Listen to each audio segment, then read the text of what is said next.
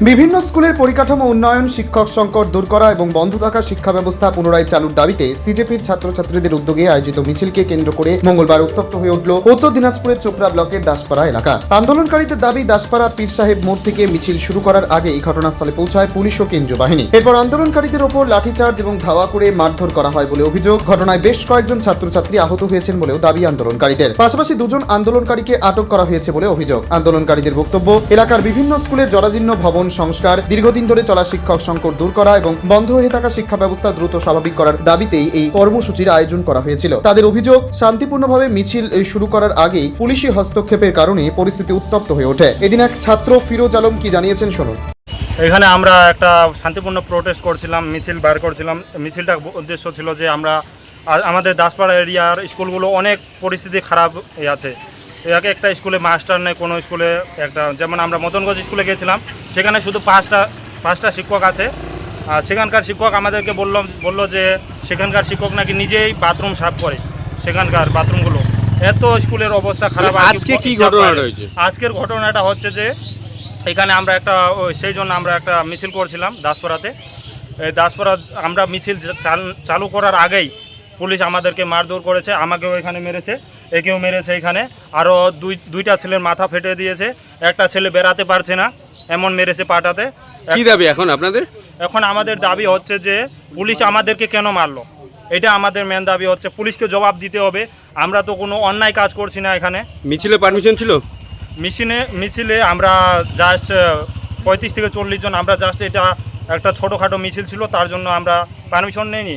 এর আগে আমরা গিয়েছিলাম অনেকবার পারমিশন নিতে, তো পারমিশন দেয় নাই। এর আগে আমরা অনেকবারে গিয়েছিলাম, তো আমরা তার জন্য ভাবছি যে যখন পারমিশন দিচ্ছে না পুলিশ, তাহলে গিয়েও কোনো লাভ নেই। তো কাদের উদ্যোগে আজকের এই মিছিলের আয়োজন করা হয়? এই মিছিলটা হচ্ছে সিজেপির উদ্যোগে। আমরা সিজেপি স্কুল ঠিক করে আন্দোলন, এইটাই নিয়ে আর কি আজকে। কি নাম আপনার?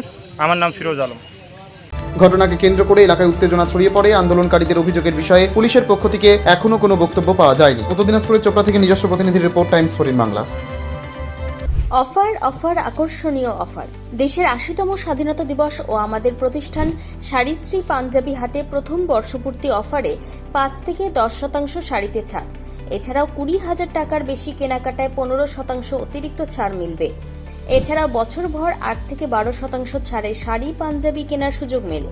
তাই আর সময় নষ্ট না করে শিগগির আসুন রায়গঞ্জের মোহনবাটি বাজারের বিপরীতে থাকা ঝা চকচকে দোতলা প্রতিষ্ঠান শাড়িশ্রী পাঞ্জাবি হাটে। 14 আগস্ট শুক্রবার থেকে এই অফার শুরু, চলবে আগামী 24 আগস্ট সোমবার পর্যন্ত। এই সুযোগ থাকছে মাত্র 15 দিনের জন্য। স্বেচ্ছাসেবী সংস্থা খুলতে চান? তাহলে রেজিস্ট্রেশন প্রক্রিয়া শুরু করুন। যে কোনো এনজিও খুলতে চাইলে এনজিও কনসালটেন্সি আপনাকে স্বেচ্ছাসেবী সংস্থার নিবন্ধন করাতে সম্পূর্ণ ডকুমেন্টেশন তৈরিতে পূর্ণাঙ্গভাবে সহায়তা করবে। Section 8 company registration, trust registration, society registration, pan, tan এবং 12A 80G সহায়তা, এনজিও দর্পণ এবং CSR সম্মতি। এখনই কল করুন 8345817300, হোয়াটসঅ্যাপ করুন 9434187666 এই নম্বরে।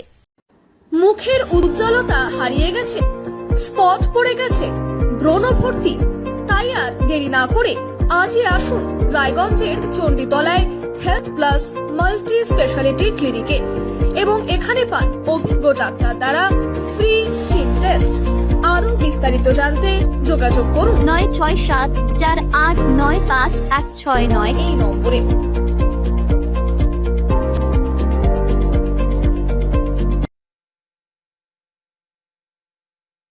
আজ তোমার বিয়ে সাজলো নতুন সাজে।